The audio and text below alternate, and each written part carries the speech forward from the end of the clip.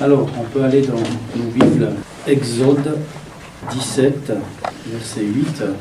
Donc, juste le contexte, Israël a commencé son voyage dans le désert, et au chapitre 17, ils arrivent à un endroit qui s'appelle Rephidim, qui veut dire lieu de repos. Et dans ce lieu, ils n'ont pas trouvé d'eau, et donc ils ont commencé à se plaindre, à râler, on va dire les choses comme elles sont. Ça, c'est nous aussi. Des fois, on se plaint, on a tellement de plaintes, alors qu'on devrait avoir tellement de louanges, mais enfin bon. Et donc, Moïse frappe le rocher, et puis il y a de l'eau. Sur le rocher d'Oreb, tu frapperas le rocher, il en sortira de l'eau, et le feu boira, et c'est ce qui se passe. Et donc c'est un truc extraordinaire, imaginez. Et puis là, donc le peuple est là, ils sont à Rephidim, et au verset 8, on dit « Amalek vint combattre Israël à Rephidim. Alors Moïse dit à Josué, « Choisis-nous des hommes, sors et combat Amalek. Demain je me tiendrai sur le sommet de la colline, la verge de Dieu dans ma main. » Josué fit ce que lui avait dit Moïse pour combattre Amalek. Et Moïse, Aaron et Hur montèrent au sommet de la colline. Lorsque Moïse élevait sa main, Israël était le plus fort, et lorsqu'il baissait sa main, Amalek était le plus fort. Les mains de Moïse étaient fatiguées. Ils prirent une pierre qu'ils placèrent sous lui, et il s'assit dessus. Aaron et Hur soutenaient ses mains l'un d'un côté et l'autre de l'autre. Et ses mains restèrent fermes jusqu'au coucher du soleil. Et Josué vainquit Amalek et son peuple au tranchant de l'épée.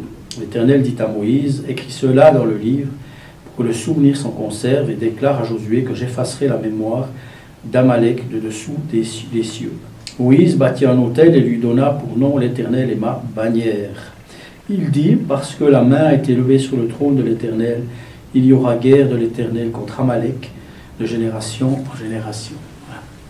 Seigneur, on te remet ta parole et merci de parler encore à chacun au nom de Jésus-Christ. Amen.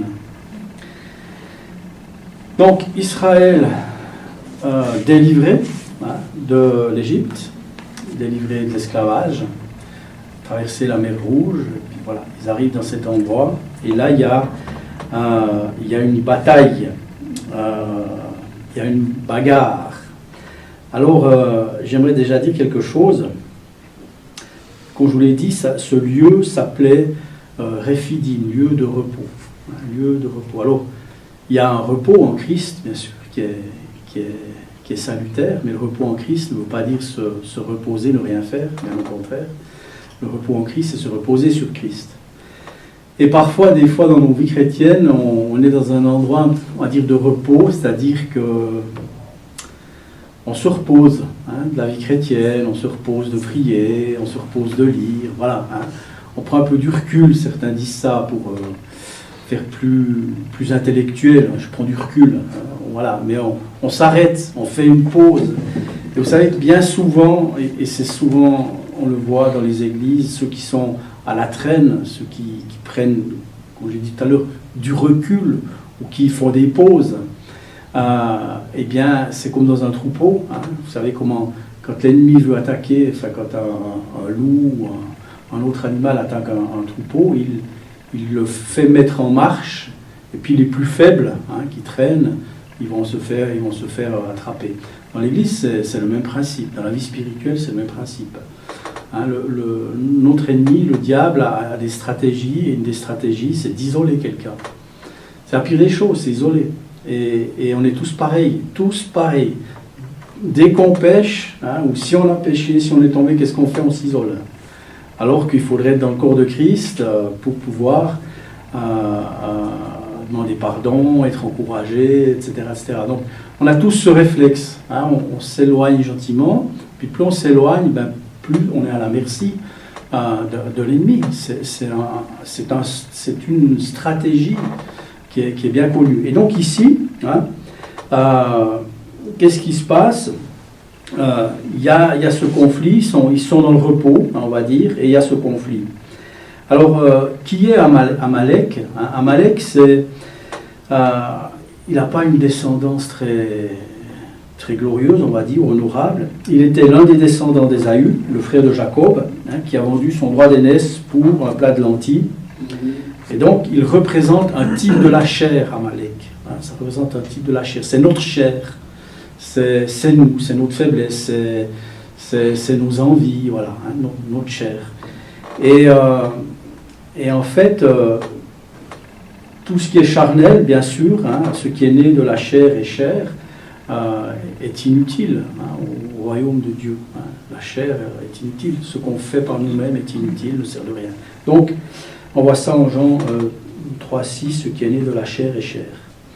Et puis, cet ennemi, alors ça peut être notre chair, ça peut être aussi Satan, bien sûr, donc le diable qui est bien réel et qui vient aussi nous ennuyer, si je puis dire. Il s'en est pris ici à Amalek pendant, je viens de le dire tout à l'heure, pendant qu'il se reposait. Vous voyez, des fois on est dans la chair, des fois, voilà, dans la chair c'est bien, on la connaît, on est confortable avec, etc. Il n'y a pas de surprise. Mais en fait, la chair, quand on est dans la chair, elle nous pousse on est la proie à plein de choses.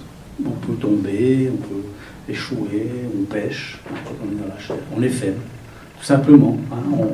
On tombe en tentation, on est encore plus faible. C'est la chair. Et donc, ici, Amalek représente ça. Donc, il vient juste quand, voilà, relâche. Il y a relâche. C'est les vacances bientôt ici. C'est super, mais vous savez, le diable ne part jamais en vacances. Il ne prend pas de vacances, donc voilà, c'est une réalité. Et notre chair non plus. Notre chair, dès qu'elle peut prendre le dessus, elle est là comme ça. Et dès qu'elle peut nous sauter dessus, si je puis dire, tac, elle nous prend. C'est la vie chrétienne. On se reposera au ciel. On aura l'éternité pour se reposer. Et l'éternité, c'est long, il paraît. Surtout à la fin. Donc, voilà. Donc, mais la réalité, c'est qu'on a des combats. Ou bien il n'y a que moi. Ça va, vous aussi. On a tous des combats. Notre chair, on a l'ennemi, on a, voilà, la vie parfois qui peut nous amener des sources de conflits. Et ici, Romains 7, les convoitises qui font la guerre à l'âme sont vaincues par la foi dans le Seigneur Jésus-Christ. Josué, si vous voulez, Josué, moi, c'est un de mes personnages préférés dans la parole de Dieu. Josué, c'est un homme de foi. Voilà. C'est un homme de foi. Il marche par la foi. C'est un combattant de la foi. Et donc, j'aime bien parce que Moïse choisit Josué, choisit, on va dire, un homme de foi pour aller à ce combat. Et j'aimerais dire plusieurs choses. La foi est agissante. La foi est agissante. Quelqu'un qui dit qu'il a la foi et qui ne fait rien, c'est Jacques qui dit, mais attention, la foi sans les œuvres, vous connaissez cette expression. Quelqu'un qui a la foi, ça se voit. Il ne suffit pas de dire j'ai la foi, voilà. Beaucoup de gens disent qu'ils ont la foi. Mais ça dépend de quelle foi. Vers qui elle est placée, notre foi, vers qui elle est tournée. On a foi en quoi? On a foi dans les œuvres ou on a foi en Dieu? On a foi en Dieu. Et Josué avait foi en Dieu. Et c'est intéressant parce que la foi est agissante et c'est l'amour qui la pousse. Si vous voulez, c'est parce qu'on aime Dieu qu'on a envie d'être des hommes et des femmes de foi. C'est pas juste pour notre plaisir, mais c'est parce que Dieu demande ça. Il dit le juste vivra par la foi. Et donc c'est une des conséquences d'être chrétien, c'est qu'on vit par la foi. Et ça c'est extraordinaire. Mais on fait ça par amour. On vient ici ce matin, pas par contrainte, par amour, parce qu'on aime Dieu. On prie parce qu'on aime Dieu. On loue parce qu'on aime Dieu. Et c'est ce que je disais tout à l'heure, le monde essaye de renverser. On dit il faut faire, il faut prier, il faut faire, etc. pour pouvoir se faire aimer par Dieu. Mais c'est le contraire, c'est parce que Dieu m'aime que je prie. Vous voyez la différence, c'est ça. La religion et la foi chrétienne, elle est là la différence. La foi chrétienne, c'est Dieu m'aime, alors je prie. La religion, je prie, alors Dieu va peut-être m'aimer. Si je prie longtemps, assez, les bons mots, vous voyez. C'est intéressant de prier longtemps. C'est combien longtemps? Vous avez déjà remarqué? La loi, c'est jamais assez. C'est 2 ave, 2 pater, hein, comme disaient les curés. Hein. Et des fois, c'est 3. Je ne sais pas pourquoi. Des fois, c'est 4. Hein. Je ne sais pas pourquoi. Mais vous voyez ce que je veux dire? L'image, elle est là. Donc, parce que je suis aimé, parce que je sais que je suis accepté, ben, je marche par la foi. Et ça, c'est Josué. Parce qu'il connaissait son Dieu, hein, parce qu'il voilà, il connaissait son Dieu, donc il est animé, il a une foi agissante. Donc, les 3 puissants moyens d'action des croyants, c'est le sang de Jésus-Christ, bien sûr, qui nous purifie, qui nous protège. On est sous le sang de Christ, et ça, c'est une image extraordinaire. Hein. Et parfois, c'est important d'invoquer le sang de Jésus-Christ, qui me rend pur, qui me purifie. Je suis protégé par son sang. Et donc, ça, c'est la première chose, le sang. Il y a l'esprit, bien sûr, hein, le Saint-Esprit qui est en nous, ça, c'est extraordinaire. On a prié tout à l'heure, remplis-nous. Hein. Et on a besoin d'être rempli du Saint-Esprit. Vous savez comment est-ce qu'on est rempli du Saint-Esprit? Comment faire pour être rempli du Saint-Esprit? Demander. Voilà, juste demander et recevoir. Merci Seigneur. Voilà, c'est pas plus compliqué que ça. C'est un truc par la foi. Ne vous enivrez pas de vin, c'est de la débauche, soyez au contraire remplis de l'Esprit. Ok, donc comment je suis rempli? Eh ben, je demande, Seigneur, remplis-moi. Merci, Amen, point final. Parce que Dieu répond à nos prières. Voilà. Donc, l'esprit et puis la parole. Hein, la parole, bien sûr. C'est pour ça qu'on doit se revêtir de toutes les armes. Hein, donc, le sang, le Saint-Esprit, l'esprit, et puis la parole de Dieu. La parole de Dieu qui est tellement importante. Ensuite, ça, c'est les ressources de la foi. Hein, le sang, le Saint-Esprit, la parole. Et ensuite, il y a l'œuvre de la foi. Josué est sorti pour combattre. Hein, voilà. La foi est... j'ai la foi, puis je reste assis, voilà. Si je reste assis, ça s'appelle de l'espérance. J'espère en quelque chose.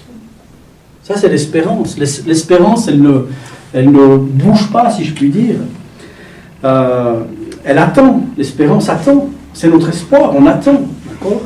Ensuite, il y a l'amour. L'amour, elle subit. On est aimé. Hein, elle subit, bien sûr, on aime, mais on ne peut pas aimer si on n'est pas d'abord aimé. Vous savez, souvent, les gens me disent, venez me dire, moi, oui, mais pasteur, j'arrive pas à aimer, etc. Je dis, attention, l'amour de Dieu remplit nos cœurs. Romain. C'est ça que tu dois méditer, que tu es aimé par Dieu. Quand tu sais que tu es aimé par Dieu, c'est plus un problème d'aimer les autres. De nouveau, c'est l'inverse, vous voyez. Essayez d'aimer quelqu'un, mais on n'est pas aimable. Hein. Ce n'est pas une qualité normale pour nous d'aimer. C'est parce qu'on a Dieu en nous qu'on peut aimer quelqu'un. Et donc je médite sur l'amour que j'ai reçu. Et c'est ça qui fait que je peux aimer. Et du coup, c'est même plus un problème. Je ne m'en aperçois même pas que j'aime les autres. Donc l'amour subit, alors que la foi nous met en route. La foi nous fait agir. Hein. Donc l'espoir, on attend, bien sûr, on espère que Jésus-Christ vienne. Ben, qu'est-ce qu'on peut faire pour qu'il vienne? Alors, il y en a qui disent, oui, mais il faut convertir le monde, etc. Il s'appuie peut-être sur un verset, mais il n'y a que le Seigneur qui sait quand il va venir. Ce n'est pas nous, vous voyez ce que je veux dire? Même si, quelque part, on hâte son retour en faisant ce qu'on a à faire. Mais donc l'espérance, elle attend. L'amour, elle subit, alors que la foi, c'est quelque chose qui nous engage, quelque chose qui se met en avant. Hein. C'est elle qui nous anime pour partir au combat. Combat, le bon combat de la foi, hein, Timothée. Et puis, je te montrerai la foi par mes œuvres, c'est Jacques. Hein. Voilà. Voilà, il y a beaucoup de gens qui disent oh, je marche par la foi, et en fait, ça, c'est pratique. Hein. On dit oh, là, mais c'est quoi la foi? Beaucoup de chrétiens, ils marchent par la foi, mais pourvu qu'avant, il y ait tout qui est prêt. Je vais donner un exemple. On a un pasteur qui s'appelle Pasteur Chibelli, qui a ouvert l'Afrique chez nous, dans notre ministère. Il y a des années en arrière. Et quand il a commencé, la première fois qu'il était en Afrique, on lui a demandé, Dieu lui a montré clairement qu'il devait partir en Afrique, et on lui a dit, oh, c'est bon, est-ce que tu as une maison là-bas, est-ce que tu as... Non. Comment ça? Mais tu as un salaire, non. Comment? Il dit, mais attends, si Dieu m'appelle, il va pourvoir. Hein. Et il est parti comme ça, et Dieu a pourvu. Un autre pasteur, ça, cette histoire est très intéressante. Il a été longtemps pasteur en Chine. Je ne sais plus son nom d'ailleurs. Phelps. Ouais, pasteur Phelps, c'est juste. Il était pasteur en Chine. Et à l'époque, il devait se cacher là-bas. C'était vraiment difficile. Il a eu passé, la police est venue une fois, il était dans la salle de bain, dans la douche, et il n'a pas été attrapé. Quand il louait Dieu, il venait à vélo, mais ils n'osaient pas mettre tous les vélos. C'est pas comme maintenant, il y a quelques années en arrière. Ils ne mettaient pas leur vélo devant la maison, tous. Ils mettaient dans des rues différentes pour pas que la police voit qu'il y a un groupe qui se réunit. Et quand il louait Dieu comme ça. Vous voyez? Et sa femme, quand elle est venue aux États-Unis, elle a dit, enfin, je peux dire gloire à Dieu de toute ma force. C'est juste pour imaginer. Ce pasteur, il a eu un appel pour la Chine. Et il est parti comme ça. Ils avaient juste de l'argent pour aller depuis le nord des États-Unis en Californie, quelque chose comme ça. Puis après Dieu, wow. Ils sont arrivés là-bas, ils n'avaient plus d'argent, hein, ils ont juste pu faire le voyage là. Qu'est-ce qu'ils ont fait? Ce qu'on aime bien faire dans notre ministère, ils ont commencé à évangéliser. Ils parlent à une femme, et oui, on est missionnaire. Alors elle était croyante, on est missionnaire, on aimerait aller en Chine, etc. Cette femme, elle se met, je ne connais plus l'histoire, elle a pleuré, enfin elle a parlé avec eux, etc. Cette femme, elle avait toujours à cœur de partir en mission pour la Chine. Mais elle ne pouvait pas partir. Mais elle avait de l'argent pour partir. Elle leur a donné. Du coup, ils ont pu partir en Chine. C'est la foi agissante. Ils n'ont pas dit, ils ne sont pas restés dans leur endroit en disant, bon, on attend. C'est pas ça la foi. C'est de l'espérance. Vous voyez, attendre. La foi, c'est quelque chose qui nous met en route. Dans l'histoire, là, Moïse aurait pu dire, bon, on attend, voilà. Non, il envoyait Josué, hein, l'homme de foi. Il envoyait, voilà, maintenant, il faut... Il faut se saisir par la foi. Se saisir, c'est un acte, c'est pas juste attendre. Hein. Donc, c'est très important. Et Moïse, donc, c'est un homme de prière, Moïse. Hein, c'est des particularités. Eh bien, il prie déjà, il prie envers Dieu, hein, il lève les mains. Et ça, c'est le croyant.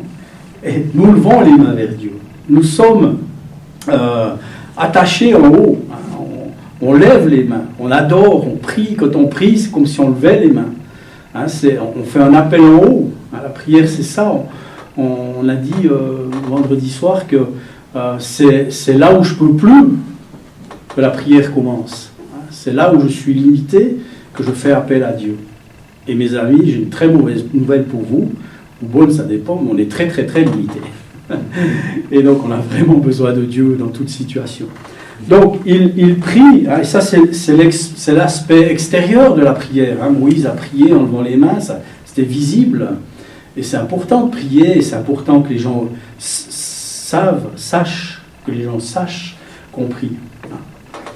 Hein.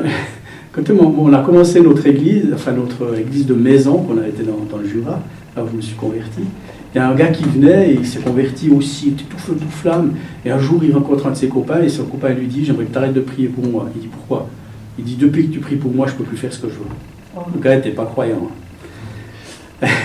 Bien sûr, mon copain, il n'a pas écouté.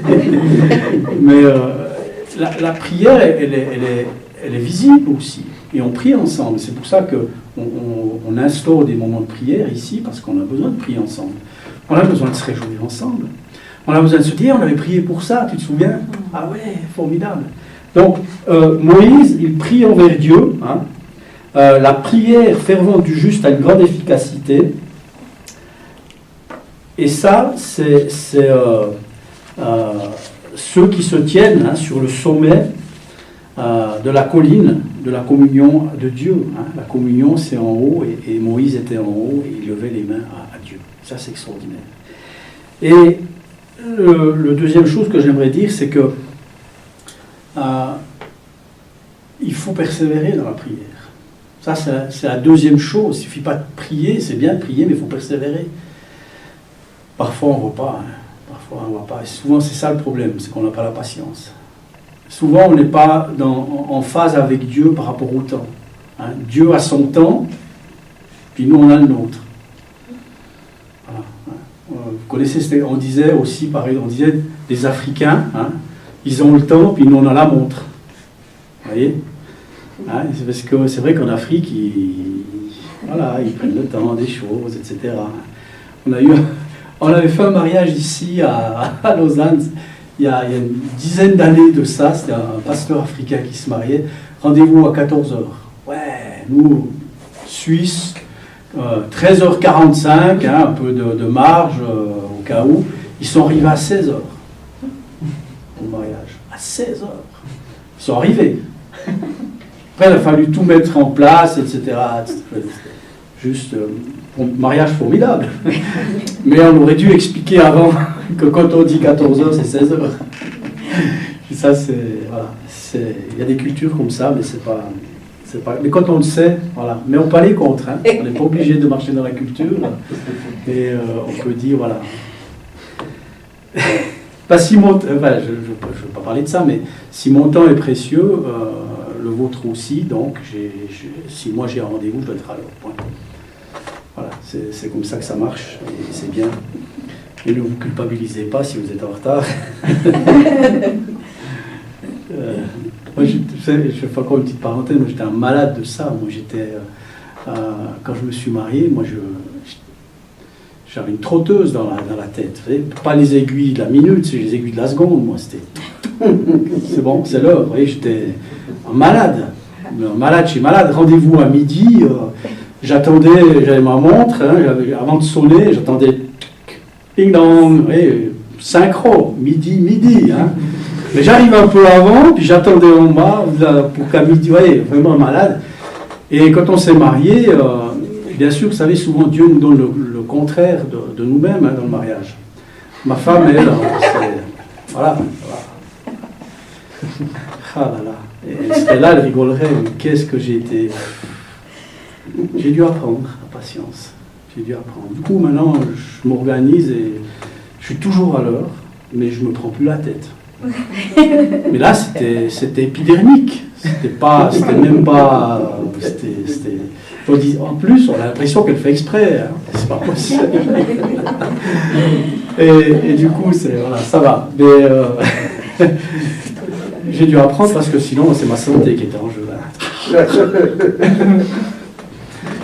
Ben nous, avec Dieu, on est parfois pareil. Hein. Nous, on exige de Dieu tout de suite à la seconde, hop, c'est maintenant, etc. Oui, mais Dieu a un plan, et son plan est parfait.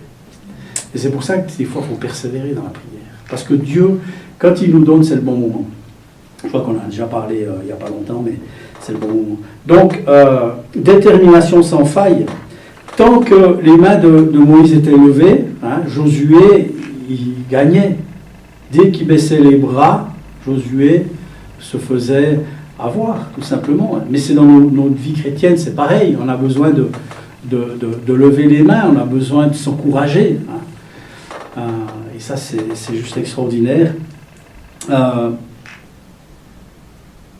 La source de la puissance est en Dieu, hein, et elle est communiquée à tous ceux qui sont en contact avec lui. Si vous demeurez en moi et que mes paroles demeurent en vous, demandez ce que vous voudrez, cela vous sera accordé. C'est Jean 15, 7. Hein, ça, c'est juste un passage extraordinaire. Si vous demeurez en moi. Si vous demeurez en moi. Et puis, psaume 56, 10, mes ennemis reculent au jour où je crie, je sais que Dieu est pour moi. Ça, c'est un verset, ça, c'est des versets, on fait ça par cœur. Vous savez, des fois, les gens qui me suivent, des fois dans la rue, ils doivent dire, lui, il est malade. Tout d'un coup, j'ai eu crié dans la rue, je sais que Dieu est pour moi. Et c'est quand vous êtes bombardé, inquiet, etc., et puis qu'il y a une pression sur vous, mais je crie, je sais que Dieu est pour moi, Et la parole de Dieu dit, les ennemis reculent. C'est une réalité. Je m'écris, loué soit l'Éternel. Je m'écris, loué soit l'Éternel, et je suis délivré de mes ennemis. Donc quand il y a ces pressions, des fois, dites dans la rue, je ne sais pas si vous êtes dans le bus, mais même avoir voilà, vous pouvez dire à peine audible, mais c'est des choses qu'on peut dire, qu'il faut dire. Je sais que Dieu est pour moi. C'est juste extraordinaire. Et donc, qu'est-ce qui se passe? Il y a Aaron et Hur qui viennent, hein, l'un de chaque côté. Ça, c'est aussi une image extraordinaire pour le soutenir. Hein, ils asseyent Moïse. Asseye-toi, et puis une pierre, un qui tient le bras de l'autre, un qui tient le bras de l'autre côté. Bien sûr, ça représente. Alors là, vous avez toutes les images possibles. Hein, ça représente la croix, bien sûr. C'est juste de dire ça. Hein, peut-être les mains comme ça, mais hein, ça représente la croix. Et puis, il y a aussi une autre image. Aaron et Hur peuvent représenter, selon Romains, le Saint-Esprit qui intercède pour nous, hein, quand on ne sait pas quoi demander, et Jésus, hein, qui est aussi lui qui intercède pour nous auprès du Père. Donc c'est extraordinaire. Vous pouvez imaginer qu'aujourd'hui même, Jésus prie pour nous, et le Saint-Esprit intercède pour nous. Vous voyez, l'équipe de prière conforme. Moi, je suis assis, hein, mais j'ai le Saint-Esprit d'un côté et Jésus qui prie pour moi. Ça, c'est l'équipe. Elle peut que gagner, l'équipe comme ça. Franchement, elle peut que gagner. C'est extraordinaire. Ça, c'est dans Romains, vous trouvez ça. Hein. Jésus et le Saint-Esprit. J'avais fait une prédication là-dessus, donc c'est pas ça le thème aujourd'hui, donc peut-être qu'on en reparlera une autre fois. Mais là, ici, ça nous parle des promesses de Dieu. Aaron et Hur, parce que c'est les promesses de Dieu qui nous soutiennent.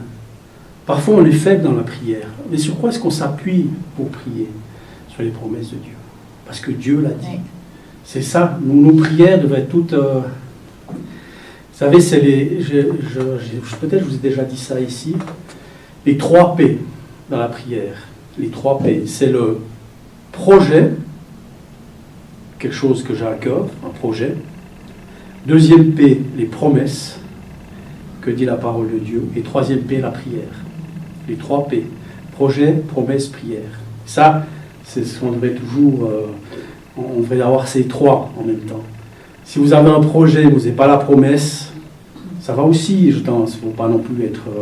mais j'ai un projet, je m'appuie sur une promesse de Dieu, et je prie en fonction de la promesse et du projet. C'est juste extraordinaire. Ça, c'est un bon mémotechnique. Voilà, mémotechnique, merci. Donc, les promesses sont puissantes. Hein. Il soutenait les mains de Moïse, et lorsque nous prions pour un sujet précis, eh bien, on a besoin de promesses précises. Oui, Dieu le fera. Et c'est pour ça qu'on étudie nos livres, c'est pour ça qu'on lit la parole de Dieu. Il y a tellement de promesses dans la parole de Dieu. Ça, c'est extraordinaire. Et j'aimerais vous encourager à regarder ces promesses et à les serrer dans vos cœurs. Dieu l'a dit. Dieu l'a dit. Ouais.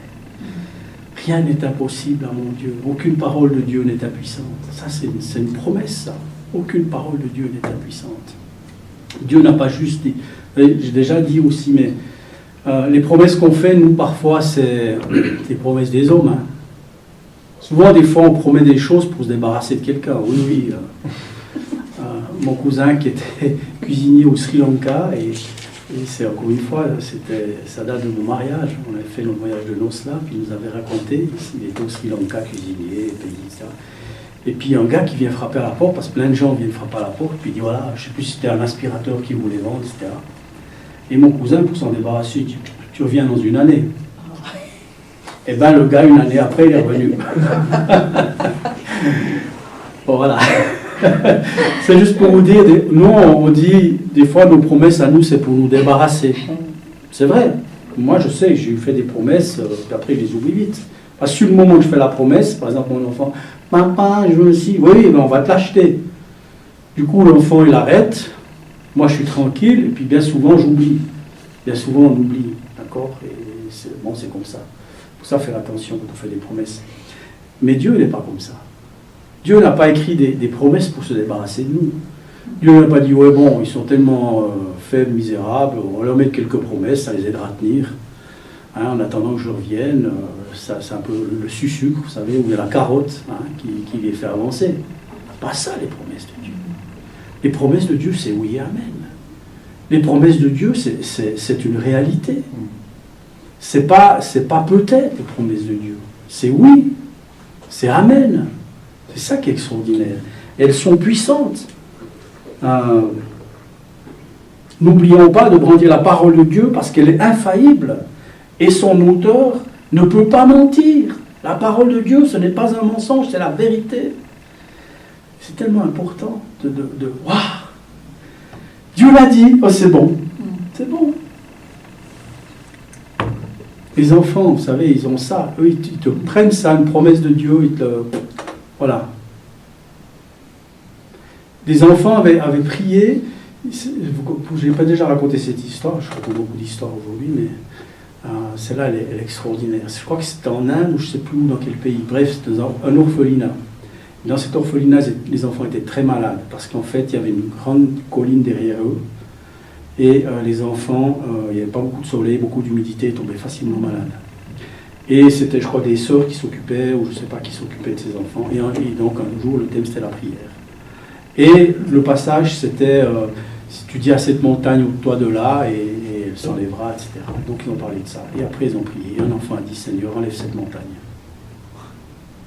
Et puis là, la dame, elle a dit, oh là, comment c'est possible? Mais elle n'a pas osé, qu'est-ce que qu'elle dise? L'enfant a dit, enlève cette montagne, enfin, c'est un truc, déjà, c'est pas possible, ça ne peut jamais arriver, etc. Et l'enfant va être déçu. Enfin, vous voyez, l'humain, enfin, l'adulte, mais les enfants étaient persuadés. Donc cette dame a été convoquée, je ne sais plus, un truc, quand elle est partie. Et pendant ce temps, il y a le gouvernement qui est venu à l'orphelinat. Il dit, écoutez, on a un gros problème. Il dit, oui, qu'est-ce qu'il y a? On a eu un éboulement, je ne sais plus dans quel endroit, etc. On a absolument besoin de terre. Est-ce qu'on peut prendre cette montagne qui a derrière vous pour... C'est une histoire vraie, hein? Et vous voyez les gens... bah bien sûr, il ne doit peut-être pas sauter, mais enfin bref. Donc ils sont venus avec des traces, des pelles, ils ont pris la terre chargée du camion et enlevé la montagne. Et pendant ce temps-là, cette sœur, elle arrive. Et je crois qu'il y avait un chemin, et donc elle plus de montagne. Vous voyez? C'est une histoire vraie. Donc, les enfants, ils ont une foi simple, quoi. Ah, Dieu a dit, bon, ok. Et voilà, alors est-ce que c'est toujours comme ça? C'est encore autre chose. Mais c'est juste pour vous montrer, la foi, elle agit, la foi, elle est puissante. La foi des enfants. Donc ça, laissez prier vos enfants. Encouragez-les à prier à la maison. Prie pour le repas aux enfants, des fois. Demandez-leur de prier. Ensuite, ces promesses sont certaines, et ses mains restèrent fermes. Jacques nous dit que lorsqu'on doute, on ne reçoit rien. C'est Jacques est-ce que je l'ai noté? Non, je ne l'ai pas noté. C'est Jacques 1, 6, 7. Mais qu'il la demande avec foi, sans douter, car celui qui doute est semblable au flot de la mer, agité par le vent et poussé de côté et d'autre. Qu'un tel homme ne s'imagine pas qu'il recevra quelque chose du Seigneur. Voilà. C'est pour ça que c'est important d'être précis. C'est quoi le doute? C'est quoi le doute dans nos prières? Seigneur, s'il te plaît, guéris-moi. Mais si tu ne me guéris pas, ça va.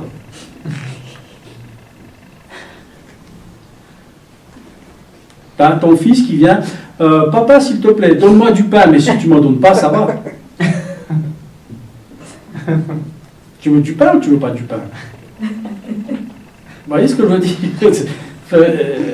Voilà. Donc, mais on est comme ça des fois, vous savez, parce qu'on a peur d'être déçu par Dieu. Je ne sais pas si moi j'ai déjà eu ça. Donc, faire attention à ce qu'on demande. Des fois qu'on est déçu, puis on ne veut pas être déçu par Dieu. Donc on demande un peu. Mais on peut demander grand. Notre Dieu est grand. C'est la foi, d'accord? Et donc, j'ai demandé ça, j'ai pas demandé autre chose. Voilà. Donc, être ferme et être direct. Donc, les promesses sont fermes et il n'est jamais fatigué. C'est Ésaïe, je vous donne encore deux versets, Ésaïe 40, verset 28-29. Ne le sais-tu pas, ne l'as-tu pas appris? C'est le Dieu d'éternité, l'Éternel qui a créé les extrémités de la terre. Déjà rien que ça, c'est juste extraordinaire. Il ne se fatigue point, hein, et il ne se lasse point. Alors ça, c'est formidable. Fatigué, c'est que tu es fatigué, mais lassé, c'est encore. Et lassé, c'est quand tu viens 15 fois pour la même chose, encore. Mais Dieu ne se lasse pas. C'est pour ça qu'on peut prier peut-être pour toujours des choses, tous les jours pour la même chose, mais Dieu ne se lasse pas.